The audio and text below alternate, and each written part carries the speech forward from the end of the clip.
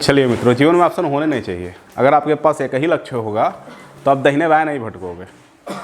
अगर लक्ष्य एक नहीं होगा तो दाहिने बाएं भटकबो। तो अगर एक ही पथ पे चलना है तो सिलेक्शन पक्का है। आते हैं मुद्दे पर, ठीक है। सुबह कुछ बताया, कल कुछ बताया, आज पूछने पर आते हैं, ठीक है। उम्मीद है आप लोगों को याद होगा। अगर याद नहीं होगा तो अभी याद हो जाएगा। सबसे छोटे से प्रश्न से चालू करते हैं। लुई ब्रेल दिवस कब मनाया जाता है? 4 जनवरी को मनाया जाता है। और प्रवासी दिवस 9 जनवरी को मनाया जाता है। प्रवासी दिवस कब मनाया जाता है? 9 जनवरी। और युवा दिवस कब मनाया जाता है? 12 जनवरी को। और थल सेना दिवस कब मनाया जाता है? 15 जनवरी को। अच्छा, किस राज्य में चुनाव हो रहा है? बिहार के मुख्यमंत्री अभी कौन है? नीतीश कुमार। कौन है? नीतीश कुमार। अच्छा, तोहरे यहाँ मुख्यमंत्री के हो? योगी। अच्छा, आपके यहाँ पर उत्तर प्रदेश में मुख्यमंत्री कौन है? योगी आदित्यनाथ। अच्छा, राज्यपाल कौन है उत्तर प्रदेश का? अच्छा, उत्तर प्रदेश का विधानसभा अध्यक्ष कौन है? सतीश महाना। और उत्तर प्रदेश के विधानसभा का विपक्ष का नेता कौन है?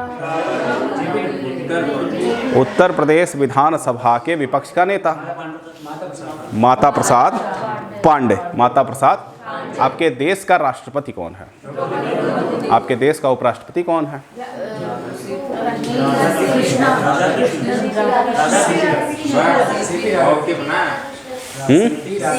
सीपी राधाकृष्णन। ठीक है, सीपी राधाकृष्णन। अच्छा, सीपी राधाकृष्णन कौथे हैं? 15वें हैं। कौथे हैं?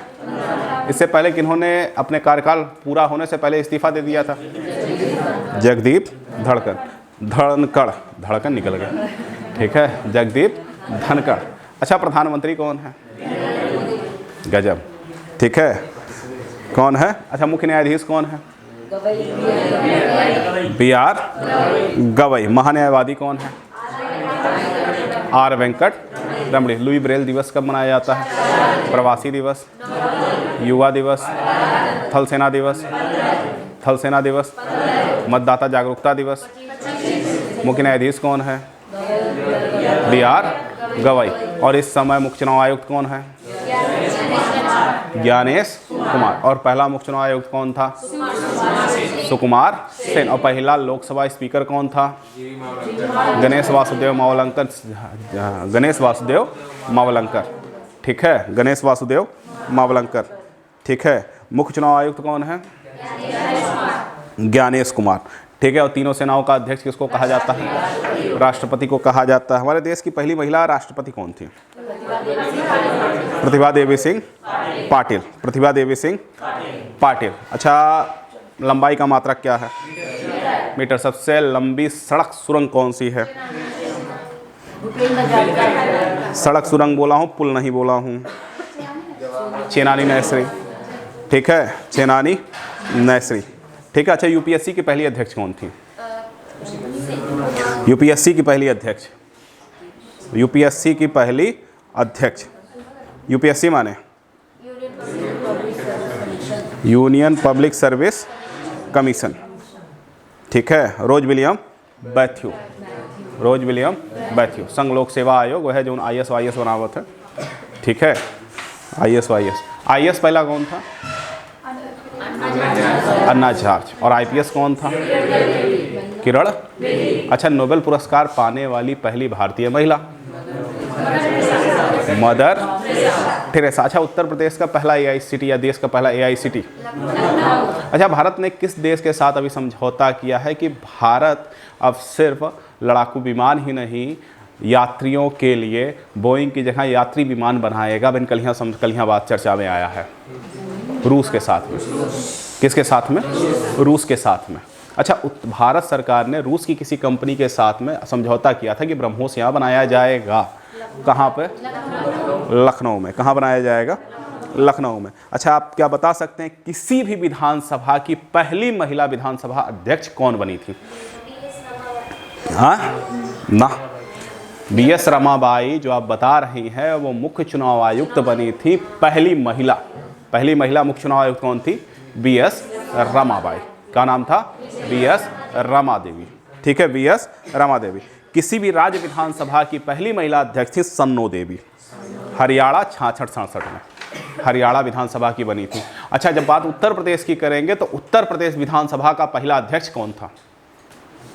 उत्तर प्रदेश विधानसभा का पहला अध्यक्ष कौन था? राजऋषि पुरुषोत्तम दास टंडन थे, राजऋषि पुरुषोत्तम दास टंडन थे। ठीक है, इंग्लिश चैनल पार करने वाली पहली महिला कौन थी? आरती शाह। मिस वर्ल्ड बनने वाली पहली कौन थी भारतीय? Reita Faria, miss world. और मिस यूनिवर्स बनने वाली? Reita Faria, sorry, miss universe Sushmita Sen, miss world Reita Faria. ठीक है, भारत में नोबेल पुरस्कार जीतने वाला पहला भारतीय? रविंद्रनाथ टैगोर। रविंद्रनाथ टैगोर। किसके लिए मिला था उनको? गीतांजलि के लिए मिला था। किसके लिए मिला था? गीतांजलि के लिए मिला था। अच्छा, विश्व का सबसे बड़ा रेगिस्तान कौन सा है? भारत और पाकिस्तान के बीच में कौन सी रेखा है?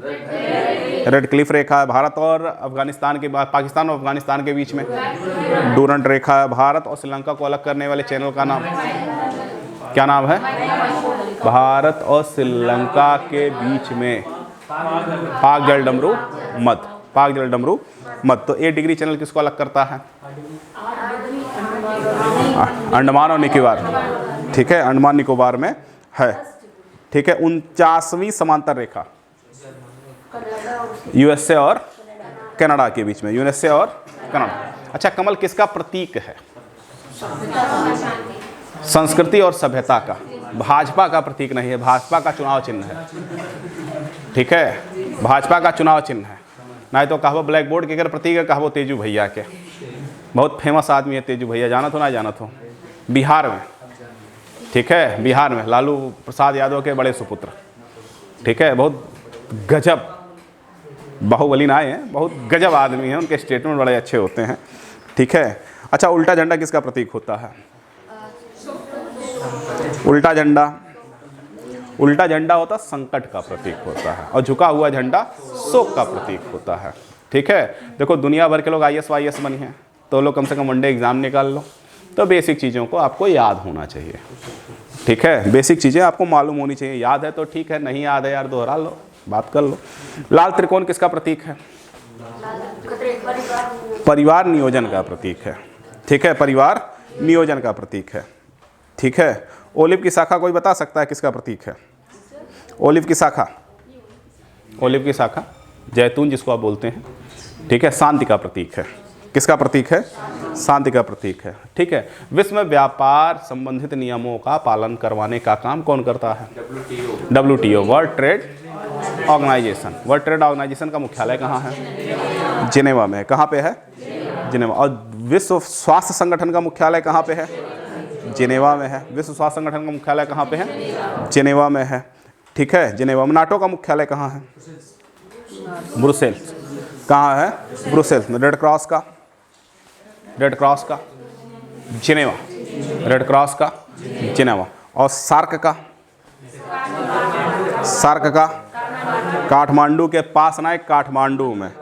ठीक है, लुई ब्रेल दिवस कब मनाया जाता है? 4 जनवरी। प्रवासी दिवस, विश्व हिंदी दिवस, युवा दिवस, थल सेना दिवस, शहीद दिवस। 30 जनवरी। कै जनवरी? 30 जनवरी। ठीक है, 30 जनवरी। विश्व कैंसर दिवस 4 फरवरी। ठीक है, रोज डे, रोज डे। गुलाब दिवस 12 जनवरी। ओकरे बाद रोज के बाद प्रपोज, प्रपोज के बाद वैलेंटाइन डे। ठीक है, ओकरे पीछे कई ठू डे होते हैं। ठीक है, वो आप लोग बेहतर जानते होंगे। चलिए, राष्ट्रीय विज्ञान दिवस 28 फरवरी। 28 फरवरी। क्या आप बता सकते हैं पहली फिल्म कौन सी थी? पहली बोलती फिल्म कौन सी थी? राजा। पहली फिल्म थी राजा हरिश्चंद्र, और पहली बोलती फिल्म थी आलम आरा। ठीक है, पहली टेक्निकलर फिल्म कौन सी थी? झांसी की रानी। और पहली 3D फिल्म कौन सी थी? माय डियर कुट्टी चातन। का नाम रहा? माय डियर कुट्टी चातन। माय डियर कुट्टी चातन। क्या आप बता सकते हैं पहली बार राष्ट्रीय खेलों का आयोजन कहाँ हुआ? पहली बार एशियाई खेलों का आयोजन कहाँ हुआ? नई दिल्ली में 1951 में। कब हुआ था? आप बता सकते हैं भारत की पहली यूनिवर्सिटी किसको कहा जाता है? नालंदा। और पहला open university? Andhra open university. Andhra open university, ठीक है, आंध्रा ओपन। अच्छा, सबसे लंबा सड़क पुल कौन सा है? भूपेन हजारिका। सबसे बड़ा पशुओं का मेला कहाँ लगता है? सोनपुर, बिहार। सोनपुर, बिहार। सबसे बड़ा पशुओं का मेला कहाँ लगता है? सोनपुर, बिहार में। सबसे ऊंची मीनार कौन सी है? कुतुब मीनार। सबसे बड़ी झील कौन सी है? वुलर झील है। सबसे बड़ा गुरुत्वीय बांध कौन सा है? भाखड़ा नंगल बांध। सबसे बड़ा रेगिस्तान? थार रेगिस्तान। भारत की बात करें, सबसे बड़ा गुफा मंदिर कौन सा है? एलोरा। जय हिंद का नारा किसने दिया था? सुभाष चंद्र। दिल्ली चलो। सुभाष चंद्र बोस। दिल्ली चलो का नारा किसने दिया था? अच्छा, जनगण मन के लिखे रहा? रविन्द्रनाथ टैगोर ने लिखा था। किसने लिखा था? रविन्द्रनाथ टैगोर ने लिखा था, ठीक है। और वंदे मातरम? बंकिम चंद्र चटर्जी। बंकिम चंद्र चटर्जी ने लिखा। अच्छा, उत्तर प्रदेश में कितने जिले हैं? अच्छा, रेलवे कितने जोन हैं? कितने जोन हैं? अच्छा भाई, हाल ही में मेट्रो का उद्घाटन कहाँ हुआ रहा? पटना, बिहार। कहाँ हुआ था? पटना, बिहार में। कहाँ हुआ था? बिहार में, ठीक है। अच्छा, उत्तर प्रदेश में 76वां जिला भाई एक और हरेंदा 76वां जिला अनाउंस किए हैं। इसके अलावा एक और प्रस्ताव उनके पास में गया है, कल्याण सिंह नगर। कल्याण सिंह नगर की बात कर रहे हैं। उत्तर प्रदेश में एक और जिला जोड़ने के, अब 76वां बनेगा, 77वां बनेगा, वो तो जब लागू होगा तब उसमें पढ़ेंगे। एक और है, ठीक है, एयर से चला जा वो बचाए के बाहर से, ठीक है। हाँ साहब, अभी मुस्तफ़ाबाद का नाम चेंज करने की बात किए हैं। मुस्तफ़ाबाद कल यहाँ अनाउंस का ही दिन है। कबीर धाम, संत कबीर धाम। योगी आदित्यनाथ जी ने कहा है संत कबीर धाम। एक ऐसा देश है जिसने पहला एआई मंत्री बनाया है। एआई मंत्री अल्बानिया। अल्बानिया ने एक एआई मंत्री अनाउंस किया था जो उसकी कैबिनेट में होगा, जिसका काम होगा एआई के थ्रू, जैसे आर्टिफिशियल इंटेलिजेंस, सारी चीज़ों पे नज़र रखना, सारी चीज़ों को समयबद्धता के साथ में करना। तो वो एआई देवियों, ठीक है, एआई यहाँ नहीं है लेकिन हम ही काफ़ी हैं आप लोगों पर नज़र रखने के लिए, ठीक है। तो सुन लीजिए, पंचायत ना कीजिए। अल्बानिया में एआई मिनिस्टर, वहाँ अल्बानिया के प्रधानमंत्री गए अपनी कैबिनेट में। उन्होंने कहा, जो चर्चा का विषय बन गया, उन्होंने कहा कि हमारे देश में पहला एआई मंत्री बना था, अब वो प्रेग्नेंट है। जैसे आप लोग चौंक रहे हैं कि एक तो आर्टिफिशियल, तो प्रेग्नेंट कैसे हो सकता है। फिर आगे उन्होंने कहा अपनी कैबिनेट, अपने मंत्रिपरिषद को संबोधित करते हुए, कि अब वह एक साथ 83 बच्चों को जन्म देगी। पूरी मीडिया में हेडलाइन बन गया, ठीक है, कि एक तो आर्टिफिशियल इंटेलिजेंस, तो वह गर्भ कैसे धारण कर सकती है, ठीक है। और मान लो अन्य कुछ चीज़ें हों तो 83 इकट्ठे। तब इसके बाद में उन्होंने इसको ब्रीफ करते हुए कहा कि हम सबसे पहले और सबसे सफलतम एआई मिनिस्टर के रूप में इनका प्रयोग कर चुके हैं, और अब हम अपने कैबिनेट को लेकर के जो उनका मंत्रिपरिषद है उसमें 83 अलग अलग एआई मिनिस्टर सपोर्टिंग में रखेंगे, जिसका कार्य होगा वॉच करना, पब्लिक डिमांड्स को पूरी करना। जैसे वादा करके चले आते हैं कि हर घर एक ठो नौकरी दे दे, ठीक है। हमारे यहाँ पे तो सक्रियता ज़्यादा है, प्रशासनिक व्यवस्था अच्छी है। कहूँ योगी आदित्यनाथ जी कहे होते कि हम हर घर को नौकरी देंगे, तो ये जान लो कि बुलडोजर लेके बाहर खड़ा रहा, पुलिस वाले तो हर टंगरी पकड़तीन, दूठू हाथ पकड़तीन, लत्तीन लेके जातीन, चल नौकरी कर, ठीक है। तो आप कुछ भी बोल सकते हैं, कोई भी चीज़ें, योजनाएं आ सकती हैं, लेकिन उसका क्रियान्वयन करना, समयबद्ध तरीके से उसको पूरा करना, उसमें गलतियों को ढूंढना, गलतियों को ढूंढ करके उसको करेक्ट करना। तो जब एक सपोर्टिव होता है, वो आर्टिफिशियल इंटेलिजेंस ही है जिसके पास सारी चीज़ें पहले से मौजूद हैं, ठीक है। तो वह पहला देश है। कौन सा देश है? अल्बानिया। अल्बानिया, उनकी कैबिनेट में पहला एआई मिनिस्टर उन्होंने बनाया। उसके बाद जो भी उनका मंत्रिपरिषद है वह 83 अन्य एआई जनरेट करेंगे जो सपोर्टिव होंगे, ठीक है, रोबोटिक्स की तरह, जो उनके सारे कार्यों की निगरानी करेंगे और ठीक करेंगे, ठीक है। ये तो था कल का विषय जो हुआ है। ठीक, आगे बढ़ते हैं और बात करते हैं कि दिल्ली हमारी राजधानी बदलने वाली है। हाँ, दिल्ली राजधानी बदलने वाली है जी। आते हैं उस पर, आपकी क्यूरियोसिटी को हम पूरा करते हैं। दिल्ली राजधानी, विजय गोयल, ठीक है, पहले दिल्ली के मतलब कैबिनेट में रह चुके हैं, दिल्ली में रह चुके हैं, भाजपा के मंत्री हैं। उन्होंने कहा कि जो दिल्ली की मिनिस्टर हैं, दिल्ली की मुख्य मंत्री हैं, यानी कि रेखा गुप्ता जी, रेखा गुप्ता द्वारा 1 नवंबर को दिल्ली का लोगो जारी किया जा रहा है, लोगो जारी किया जा रहा है।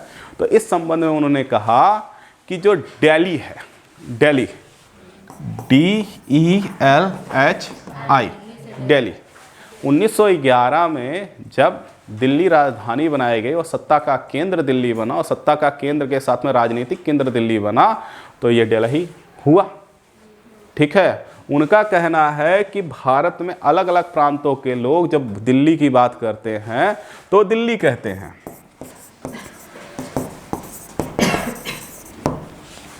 गाँव में चला जाओ दिल्ली कहीं, दिल्ली, दिल्ली जाएगा, हम लोग दिल्ली बोलते हैं, दिल्ली, दिल्ली जाएगा, दिल्ली रात है, दिल्ली है, दिल्ली ट्रेन, ये कहते हैं ना। उन्होंने कहा एकरे बजाय ये कर दीजिए, आपके लोगों पर आ जाएगा, और पूरा देश की यही डिमांड है कि ये हो, क्योंकि ये अंग्रेजों द्वारा किया जा रहा है, तो अब इसको बदल करके DILLI कर दीजिए। और इसके लिए उन्होंने बहुत पहले भी केंद्र सरकार को एक पत्र लिखा था और ये चर्चा में आ गया कि क्या दिल्ली राजधानी बदलने वाली है, तो ऐसा हो सकता है। ठीक है, और रही बात, उन्होंने एक तर्क भी दिया, उन्होंने तर्क दिया कि बम्बई जो नाम दिया गया था अंग्रेजों मुगलों द्वारा, मुगलों के पहले जो आए थे उनके द्वारा, उसका नाम बम्बई से बदल करके मुंबई किया गया, कलकत्ता का नाम बदल करके कोलकाता किया गया, और मद्रास का नाम बदल करके चेन्नई किया गया। तो क्या दिल्ली का नाम बदल करके दिल्ली नहीं किया जा सकता है? हमारे बाबा होते ना, ओम फट स्वाहा जा तो नाम खत्म। ठीक है, योगी आदित्यनाथ जी, वो तो कहीं पहुंचते हैं उनको लगा कि इनके है स्वाहा, कबीर धाम अभी कर दिए। ठीक है, फैजाबाद का नाम बदल कर क्या कर दिए? अयोध्या कर दिए। फैजाबाद का नाम बदल करके क्या कर दिए? अयोध्या कर दिए। ठीक है, मुगल सराय स्टेशन का नाम पहले में चेंज हो चुका हुआ है, पंडित दीनदयाल उपाध्याय। ठीक है, लखनऊ लिखा जाता है। प्रस्ताव कई सारे हैं सर, ठीक है, प्रस्ताव कई सारे हैं। ठीक है, लेकिन अभी जो हुआ, जैसे अभी लेटेस्ट कबीर धाम है, इसकी चर्चा चल रही है, ये कल चर्चा में आया हुआ। 1 नवंबर को दिल्ली का लोगो चालू करना था, विजय गोयल ने इसकी बात कही, रेखा गुप्ता जो वहाँ की मुख्यमंत्री हैं उन तक बात पहुँची। ठीक है, होना ना होना वो तो अलग का प्रश्न, लेकिन जब समाचार पत्रों में लोग कवर करते हैं तो आपको जानना आवश्यक हो जाता है। यही आपका विषय है, यही आपको पढ़ना, उससे संबंधित जितने भी लोग होते हैं उन सारे लोगों के विषय में आपको जानना होता है। ठीक है, अब एक और चीज़ जान लीजिए कि विश्व में सबसे ज़्यादा जो सोना है तो कहाँ है? 25,000 टन भारत में। एक रिपोर्ट आई है कि दुनिया में जो सबसे ज़्यादा सोना है वो भारत में है, और भारत सोने की चिड़िया है। और सोने की चिड़िया काहे कहा जाता है कि यहाँ पर जो महिलाएं जो 10-10 ग्राम, 20-20 ग्राम, 30-30 ग्राम घर में सोना छुपा के रखी है ना, कुल मिलाए ले, भारत सरकार अगर कहूँ का ले ली तो दुनिया का सबसे ज़्यादा सोना भंडार वाला देश बन जाएगा।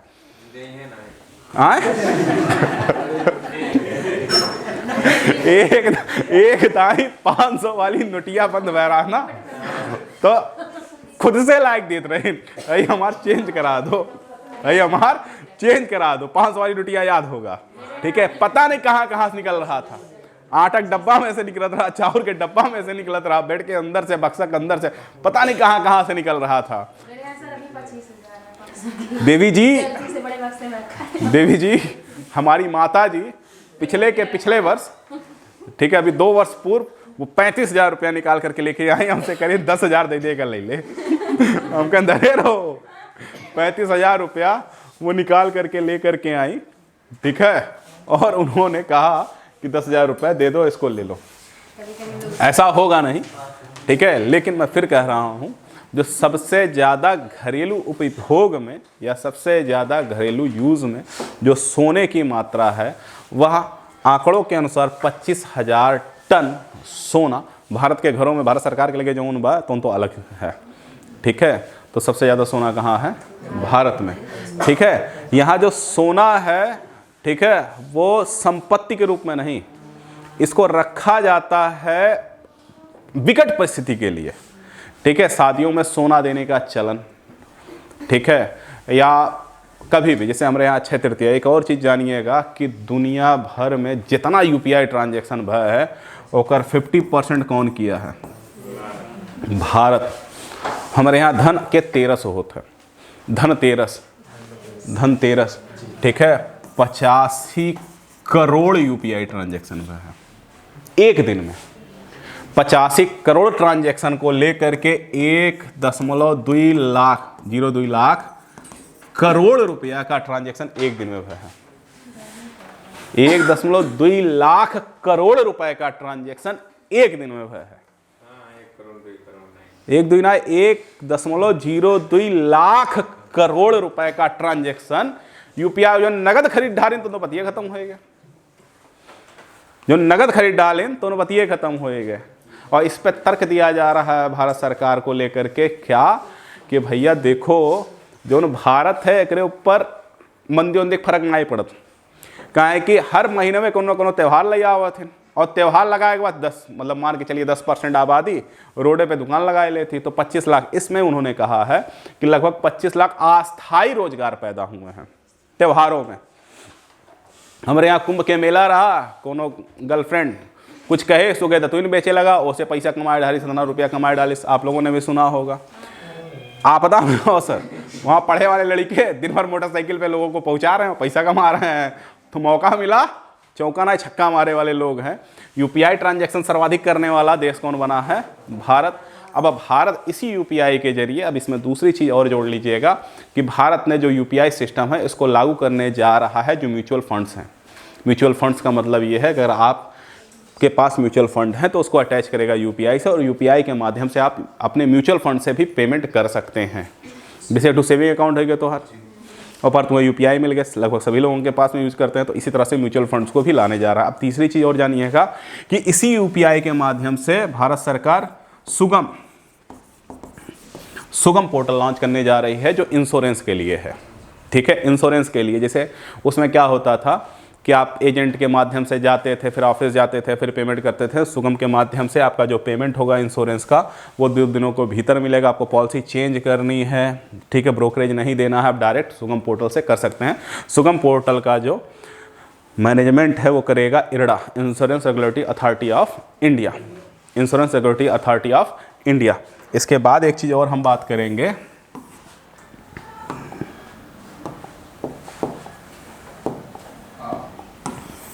इसके बाद एक चीज़ और बात करेंगे, ठीक है।